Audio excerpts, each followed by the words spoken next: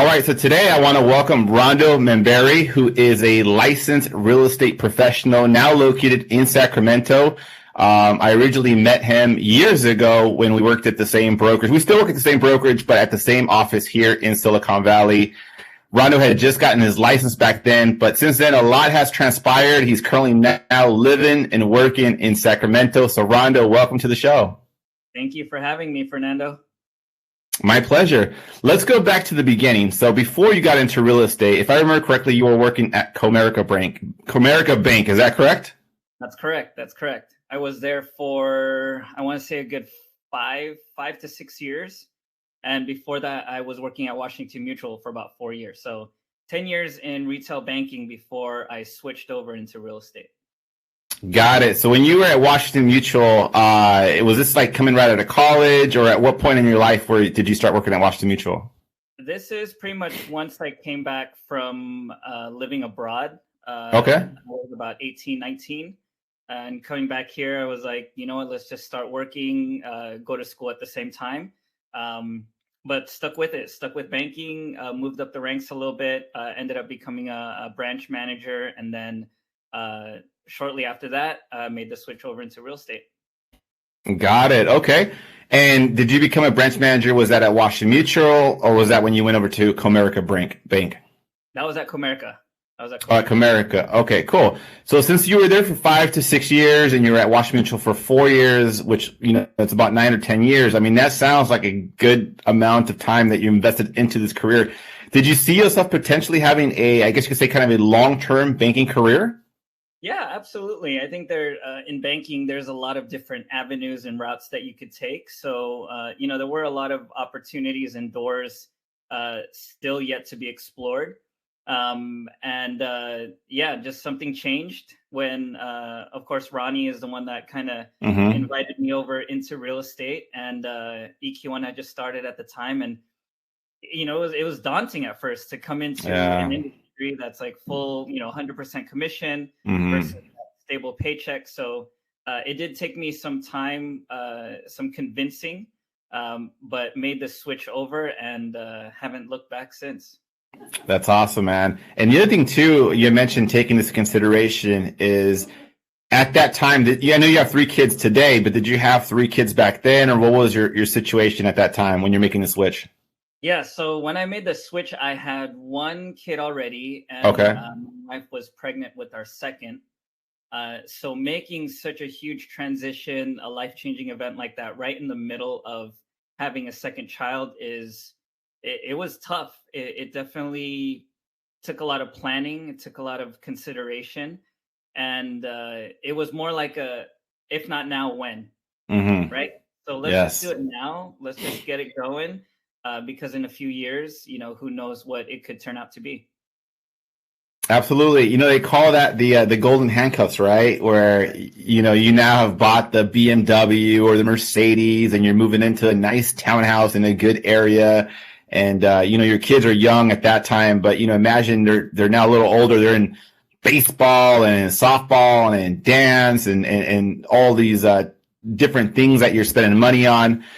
That would have made it very, very difficult for you to make that transition. But maybe because, like I said, your family was in a very early stage. You were still at that time, probably, I believe, maybe in your late 20s, around 30 years old when you made that switch. Is that correct? That's correct. Yeah, mid-20s, right. Late 20s, yeah. Late 20s, okay. So things could have been a lot different if you would have waited, say, another 5 years, right? And your family is growing, developing, there's more needs. It could have been very difficult for you to have made that decision.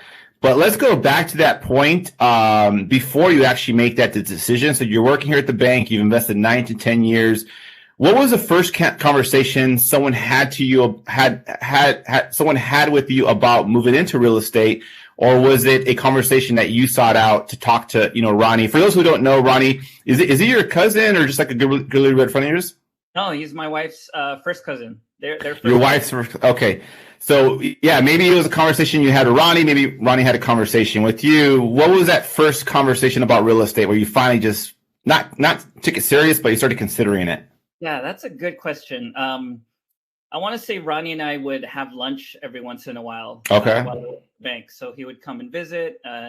We would, chat about family stuff, but he would talk about his job or his career in real estate, what he does, how his open houses went, the type of clientele that he's meeting. But I think at the same time, he also saw how I interacted with my clients at the bank.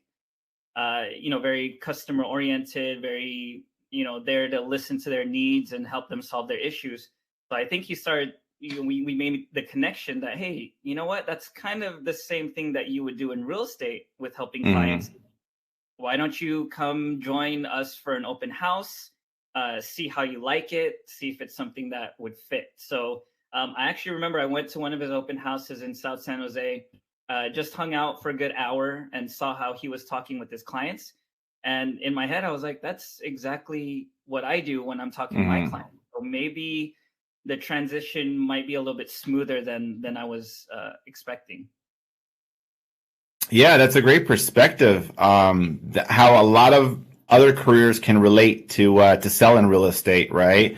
The other thing too that's an important major factor of it, like you had mentioned earlier, you touched on it, is this is commission only. There's no salary, there's no benefits, there's nothing else.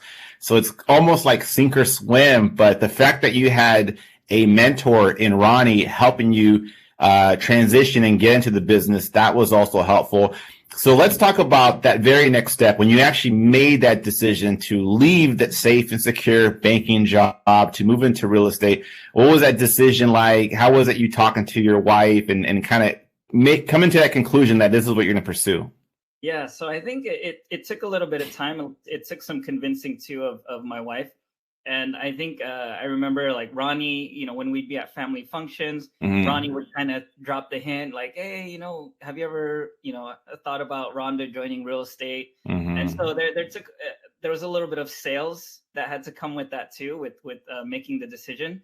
But once I got the green light from the wife and, started to really see what I needed to do to become a realtor, I am a very, like what you said, sink or swim. If I still had that job at the bank and then started to go into real estate, I probably would have been like, 60-40% in. So what I did is I quit my job at the bank immediately. Like I gave my 2 weeks notice and then I went into pursuing my license and learning everything about real estate. So it's definitely not for everyone, but I know that is how it is for me. I'm very like, if my back's against the wall, I need to turn it up, get stuff going and start working hard. So that's what I think pushed me to make it a successful career. Wow, that's great. And it's something that people that want to pursue real estate have to make that decision, right? Because, I know there's a lot of part-time real estate agents out there, and there's nothing wrong with being part-time. Maybe you only want to be part-time. You have a full-time job and you have some family and friends. You can do a deal here, a deal there, and you still make good money. You can still probably make 30, 40, 50 grand doing this part-time. But obviously, if you dedicate, like you said, dedicate yourself to the business and really commit and figure out, your niche and how to take care of clients and work your referral database and whatnot, it can be a very profitable and lucrative career. So you took that chance and you went all in, because that actually was going to be my next question, right? Is did you just go all in, which you obviously did. So let's talk about your now license. You're working here at EQ1 Real Estate here in Silicon Valley. What was the first year like? What was your experiences during that first year? What were some of your ups and some of your downs? That's a good one. First year, definitely I knew that it wasn't going to be instant. I knew that I wasn't going to be selling homes, right out the gates. But I took that first year to really learn from as many people as I could. I did everything, I was open to doing all the work, like putting out signs and doing everyone's open houses, or folks calling and saying, hey, I need someone to help show a client in 30 minutes. I was the guy that was saying yes to all of that because I needed to do as much as I can to just get out in the streets, on the ground, get the experience under my belt. And then my first deal came maybe after 4 or 5 months in the business from an open house. We met the client there. It's a funny story. I felt that I was being a little too pushy, a little too salesy with the client. And you could tell their reaction was like, we come off as like, yeah, no, we have all the disclosures. We can send them Yeah. over to you, offer deadline. Let me know if you want to write an offer. So after that interaction, I was very like, oh man, I was too hard. I was too pushy. And come to think of it, at the end of our open house that same day, the client came back and said, you know what? Everything you said was perfect. Send me the disclosures. Let's write an offer. We wrote an offer, beat out everyone else, and then we won. So it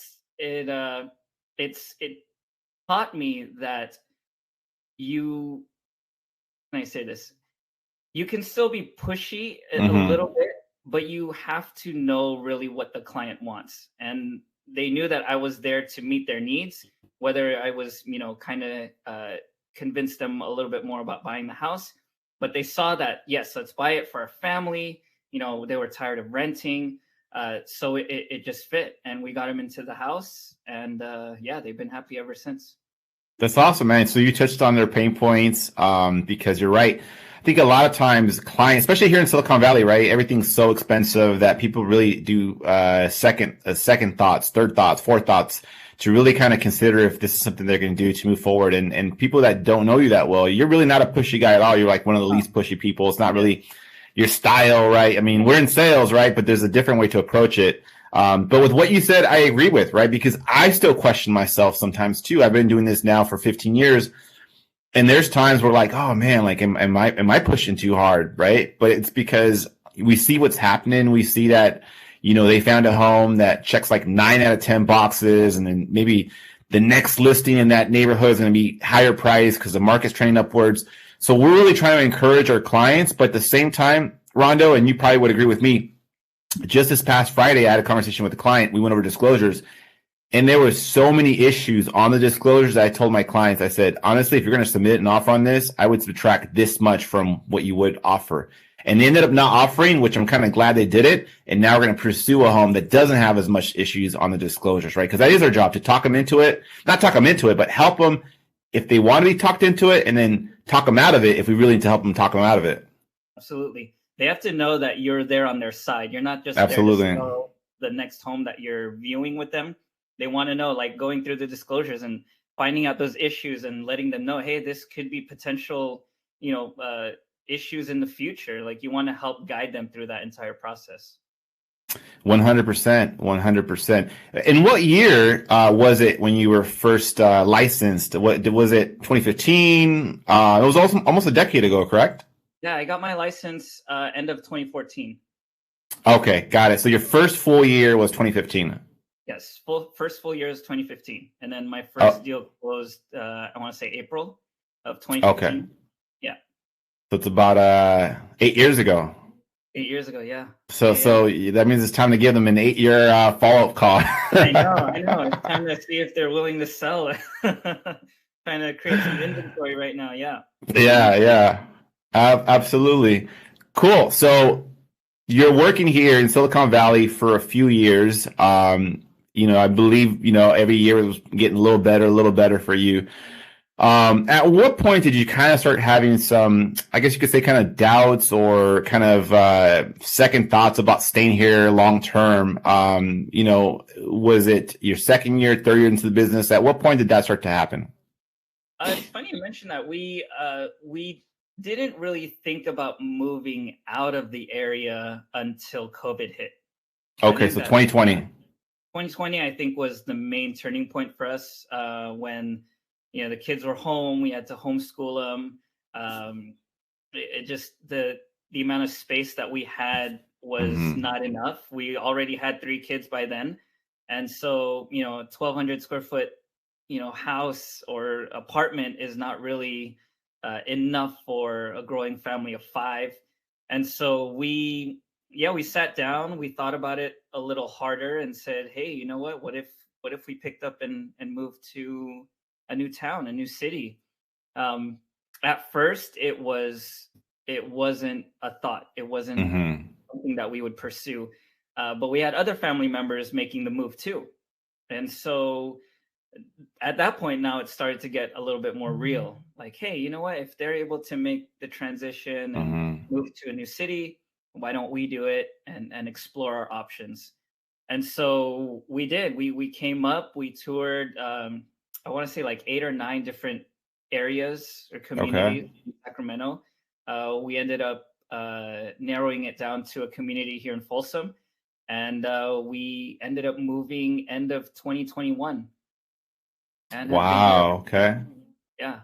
So the process took about a year and a half then, right? Because COVID started in March of 2020 and you moved about a year and a half later. So it wasn't something that happened overnight. It was more or less a process, a transition between the time you started to think about it, the time you actually made it happen, which I think is smart rather than just kind of getting up and going. And then maybe you end up in the wrong city or wrong state or whatnot, right? But let's go back a little bit to as you're kind of processing this, as you're processing, what are your thoughts at that time with regards to your business here in Silicon Valley? Were you afraid of losing your business, or if they now saw you as a Sacramento realtor and no longer a Bay Area Silicon Valley realtor? What were your thoughts then? Because I think for a lot of real estate agents or maybe other professionals in our business, that does become the biggest fears. You built up this client base. For you, in your case, was 5-6 years, and now there's going to be a possibility that if you don't do the right things, it could be gone. Absolutely. It's because Folsom was only about, I want to say 2.5 hours from the Bay. Okay. It's still quite a bit of a drive, especially if there's traffic. Yeah. But with that client list that I had in the Bay Area, I still keep in touch with a lot of them. I'm still available to do business for them, if they need my help. But a little bit of the transition has been the marketing side. Like, I haven't really been marketing anymore in Silicon Valley. Now I'm starting to focus my marketing efforts here in Folsom and in the Sacramento area. So yes, it was a little tough making that transition. But I'm still very much in touch with my clients, and we have such a large team in our Silicon Valley office. If I need to, ask anyone for help, I know that everyone's always available. So the camaraderie is still there. And with my clients, it's more of a, hey, I'm in Sacramento, but I can still help you, rather than a, hey, I'm in Sacramento, don't call me at all. Yeah. So I'm still very much open to working both, but my marketing efforts are definitely more targeted up here. And that makes sense, right? Because if you think about doing this business long term, I mean, right now, I believe you're in maybe mid-30s, if I remember correctly. I'm doing the math, right?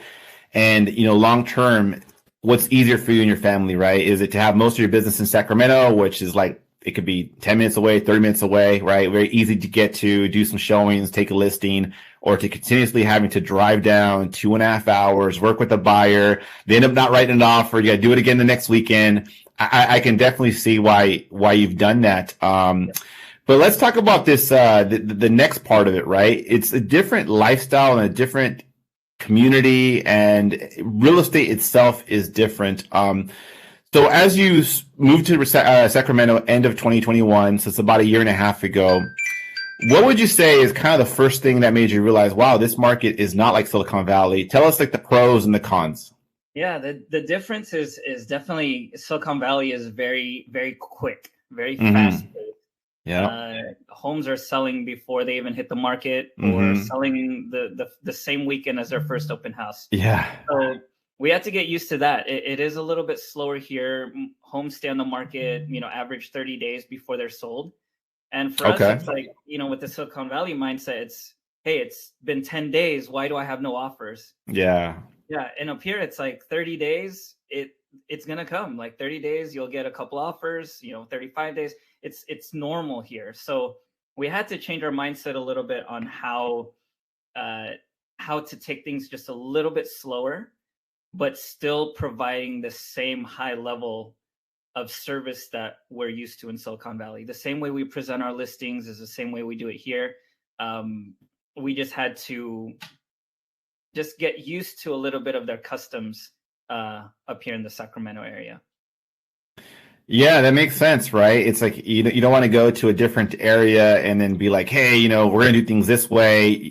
Part of it you still want to, because again, like you had mentioned, the way we do our listings, the marketing and whatnot. But at the same time, there's no reason to have a buyer going on contingent if nobody else is doing it, right? It's like that there's no reason to do that. Okay, so as you start to adjust to again the market in Sacramento, what were some of the first things you wanted to do to go ahead and meet new potential clients? What were some of the things you were doing for prospecting or marketing now that you want to start and focus and grow your business there?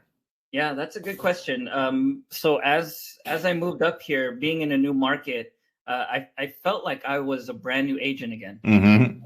I feel like this is my first year in real estate. That's awesome. What do I do to get clients? Yeah, that's exactly how I'm going through it. So this time around, because I have the experience of selling already, now I can Mm-hmm. find different ways of how to become market myself better to the community.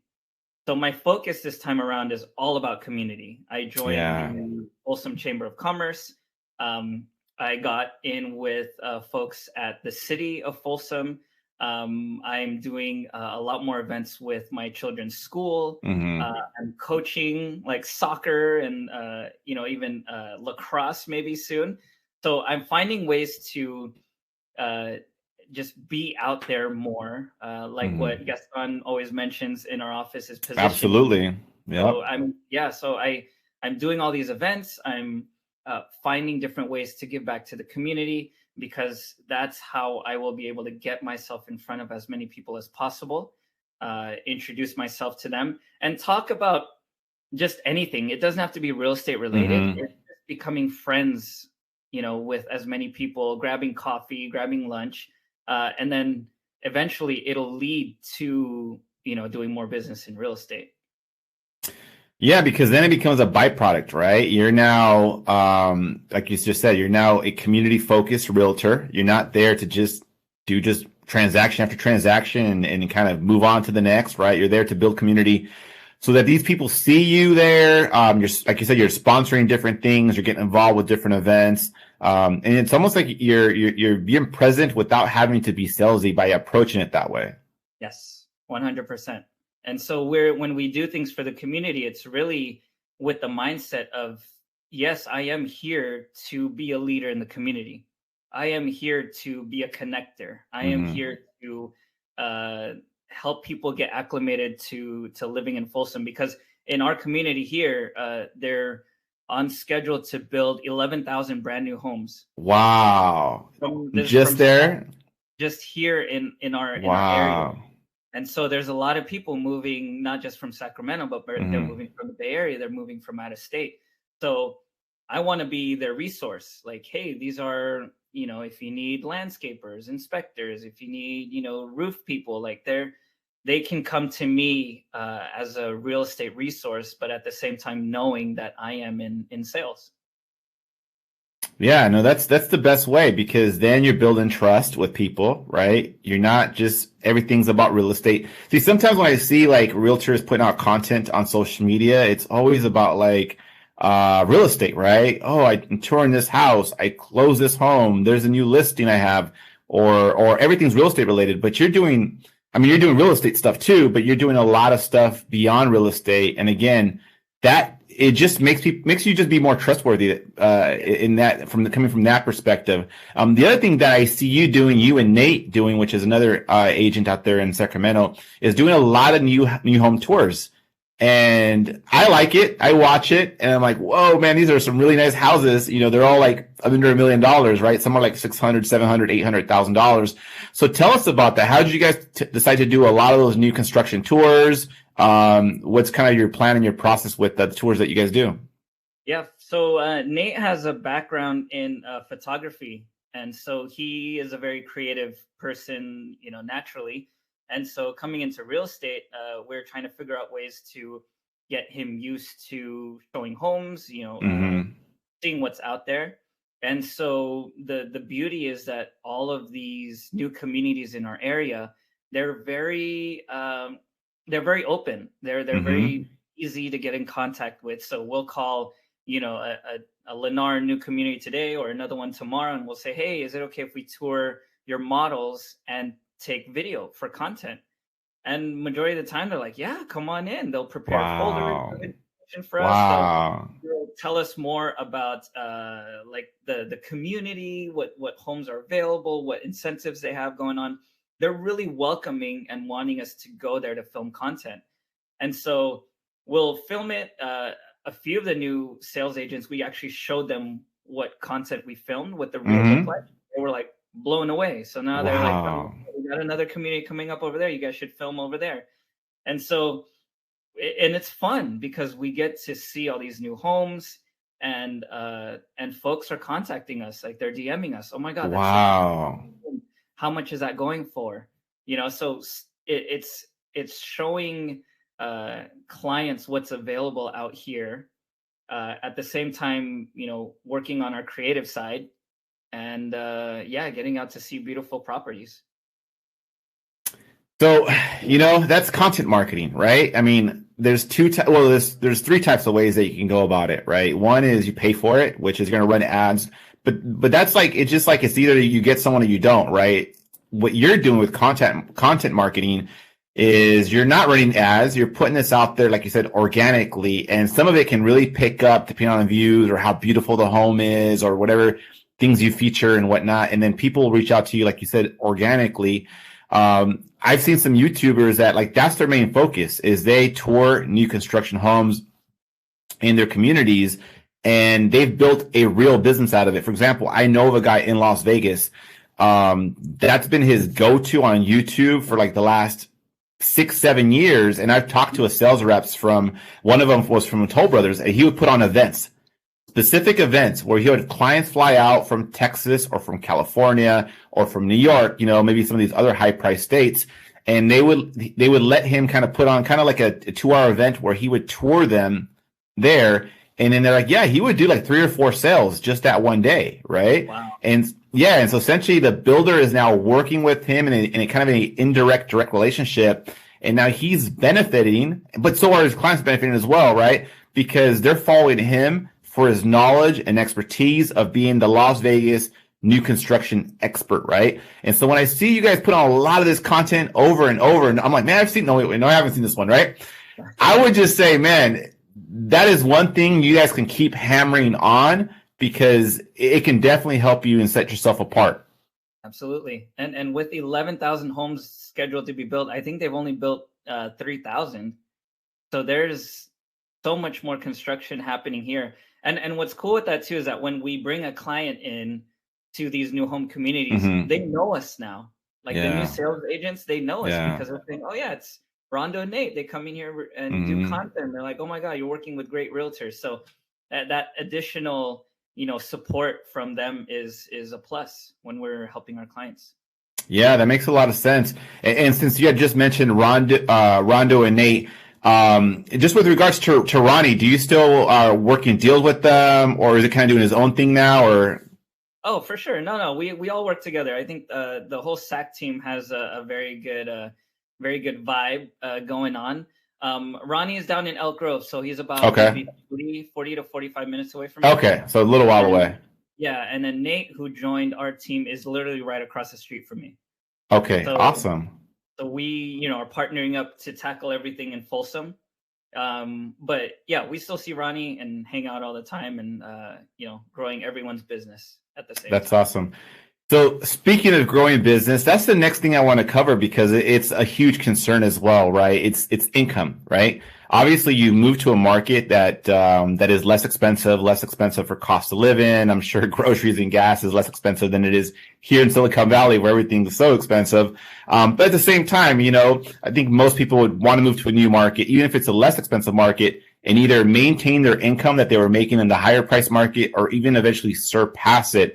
Were those some of the fears that you had as you moved into Sacramento? Be like, oh man, now I'm no longer selling $1 million or $1.5 million homes anymore. Now these homes are $300,000, $400,000, $600,000. What were some of your fears with regards to kind of either maintaining your income or increasing your income?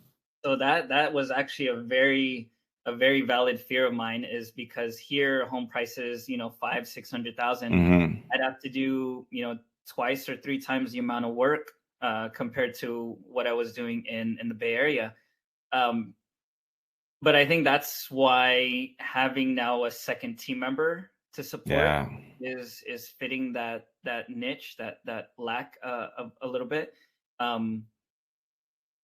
having Nate there to support and it's almost like training two of me, so if I could make two of me, then we could do 3-4 times the business that I was doing in Silicon Valley. It's just about getting ourselves in front of as many people as possible. So yeah, initially it was a fear, but I welcomed it. Moving into a new market, that's a challenge that you're going to have, and it's up to you to tackle it on, head first, or if you're going to shy away from it and pout and just say, oh man, I wish I was back in the Bay Area doing my $1.5 million deals. Like, no, let's make it happen here. Everyone, there's other successful agents that are doing it here, so it's definitely possible. You just got to go out and get it. Absolutely. And that's the next point that I wanted to touch on. You had mentioned other successful agents here, right? So I would also think one of the important things as you move to a new market is networking, right? Is getting seen, getting known by other agents, because they don't know who you are, right? Because, you're just moving there, you're starting over. Like you mentioned, you probably feel like a rookie agent all over again.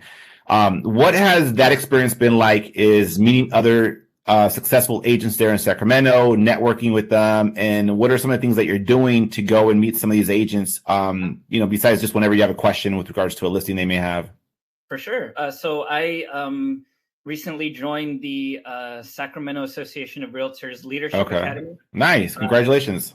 Yeah, thanks. So they have a number of agents that come in to learn the organized side of real estate. So meeting with all the different committees, with the MLSs and other businesses and other areas that what it takes to run, to let us realtors do our job in the most efficient way possible. So I'm doing that, joining other committees within the Association of Realtors as well. So that is really one of the best ways that I've found to meet other realtors who are super successful here in the Sacramento market. And it's funny, whenever I meet them, they tell me that we meet at mixers that they have going on, and they say, hey Rondo, hey, thanks for joining us, congratulations, how long ago did you get your real estate license? And then I start telling them, like, oh, I've been in the business almost 9 years, and they're like, you're an old guy already. So it's funny that I come in and people automatically assume like I'm a new agent. Yeah. And then later realize that I've been doing it for some time. That's when it opens up more conversation. Now we're talking about, oh, okay, where'd you come from? How's the market? What are you doing here? What do you need help with? You got to meet this guy. You got to meet this guy. So everyone here I found is very welcoming. They want to meet you and do business with you. And they know that I've just moved from the Bay Area, and they're saying, whatever you need help with, let us know.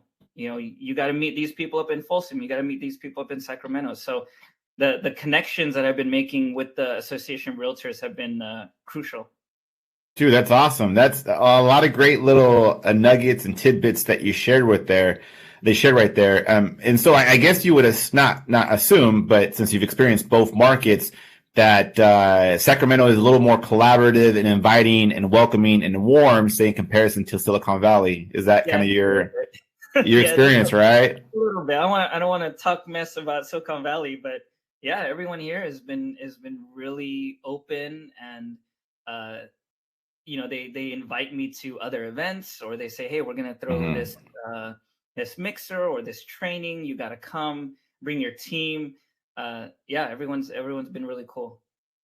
Yeah, that's awesome. That's good to hear. And definitely, it's not like you're saying, right? You're not trying to throw shade in any kind of way. But these are, I'll put it this way: it is. I think it's a lot easier doing what you did, which is coming from Silicon Valley, going to Sacramento, right? Or someone going from New York to Sacramento, or someone going from LA to Texas, as an example, versus doing the opposite. I heard of a story of a woman that was in Atlanta, and she was very successful, and then she moved to LA. She goes, wow, if I can sell 40 homes in Atlanta, I can do the same thing in LA and make 6 times as much money. And she went to LA and bombed and went back to Atlanta, right?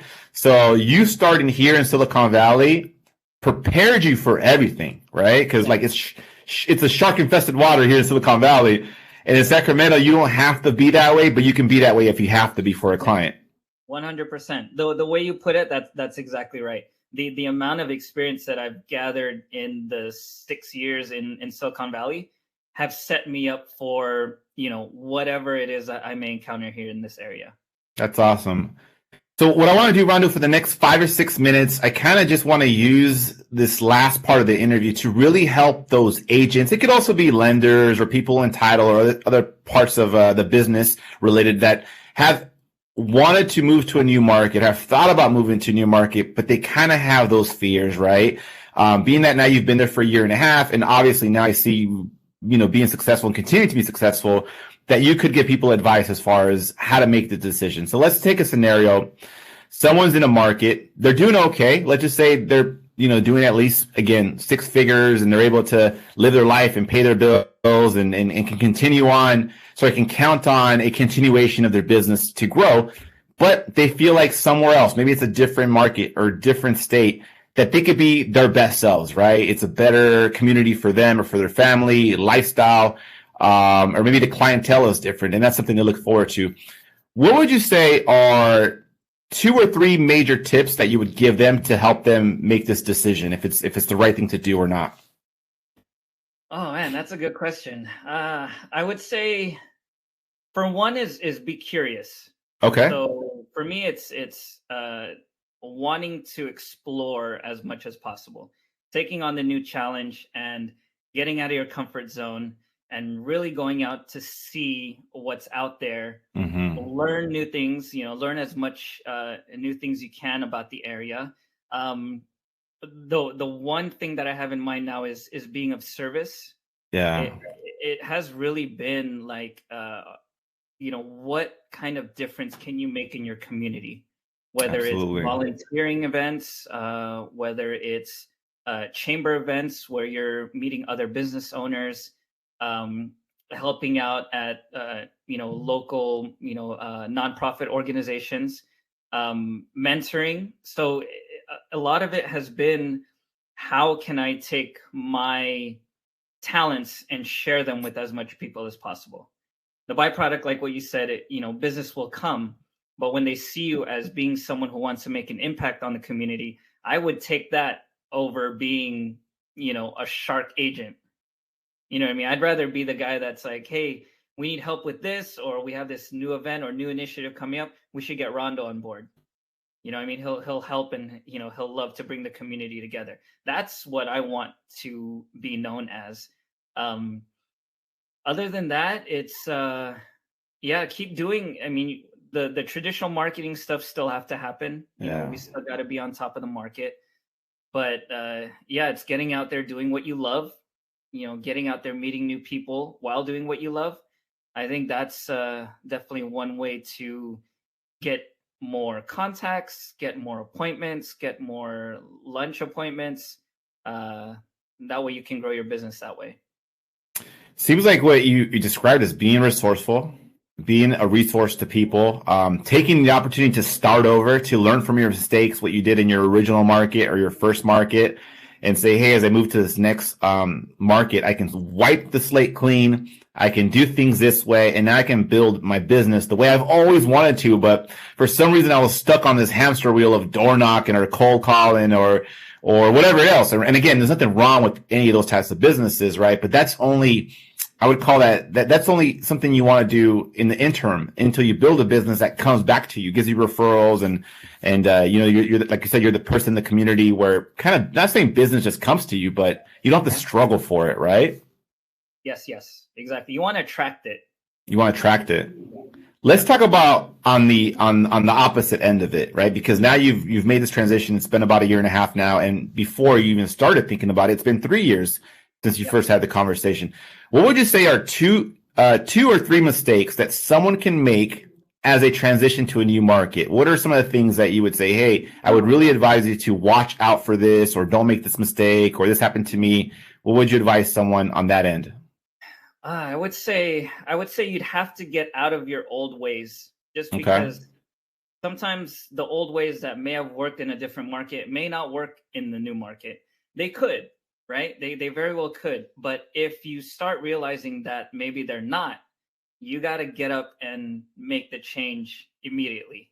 Okay. You got to really look deep down inside and realize that, hey, if I don't change something up, I'm not going to succeed in this market. And the longer you take to realize that, Mm-hmm. the more time you're going to spend, second guessing yourself. You're going to be wondering if Oh, this is the right yeah. position for you. You're going to say, hey, maybe I'm not meant to be an agent here. And, you might, look into doing something else.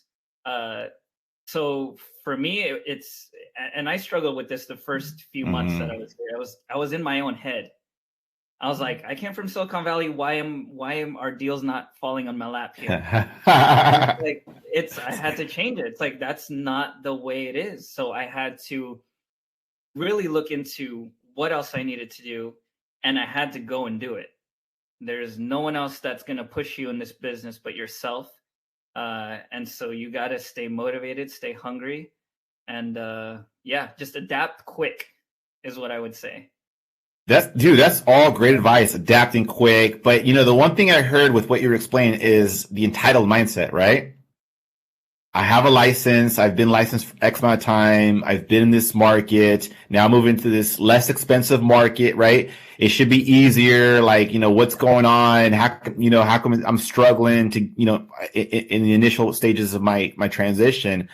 So yeah, that's something I can see someone getting very, very challenged with it. And the other thing too is imagine moving somewhere else, purchasing a home, right? Maybe it's a different state and you get your license in that market and you're really invested, and then you're having those doubts. It could be very, very scary. Let me ask you one last question before we end this. Now that you have made this transition and you're in Sacramento and things are working out well, have you ever had any doubts of like, hey, you know what? Maybe I might want to go back to Silicon Valley at some point. Or are you saying, you know what? I've made the perfect decision for myself and my family, and I'm looking forward to seeing what the future brings here in Sacramento? I have made the perfect decision for my family. I can say that with 100%. The lifestyle for us, for how we live, this area matches perfectly. The kids, they're able to grow up in a great neighborhood with great friends, great schools. I'm not saying that we would never move back to Silicon Valley, because it's always an option. We still have family out there, friends and family. So I don't want to say it's never going to happen, but so far right now, we are super happy, and I am beyond ecstatic for what my business holds here. And I'm excited to keep growing it. Dude, that is awesome. I'm glad to hear that you're very excited about the future, about the decision that you made and everything that went into it. So for someone that is watching this podcast today, that has had those thoughts, I've had these conversations with so many agents over the years, right? Where they've thought about, hey, when my son graduates or my daughter moves, or when this happens or that happens, I want to move here. But then a lot of it, what always kind of brings us back, Rondo, and again, going back to us being commission only, it's not like we have a job transfer and the company can transfer somewhere else and then help with the housing and we get a check 2 weeks later. We have to, like you just said, right, start all over again from scratch and believe within ourselves that our skills from our previous market are going to be able to translate on over and everything kind of continue onward.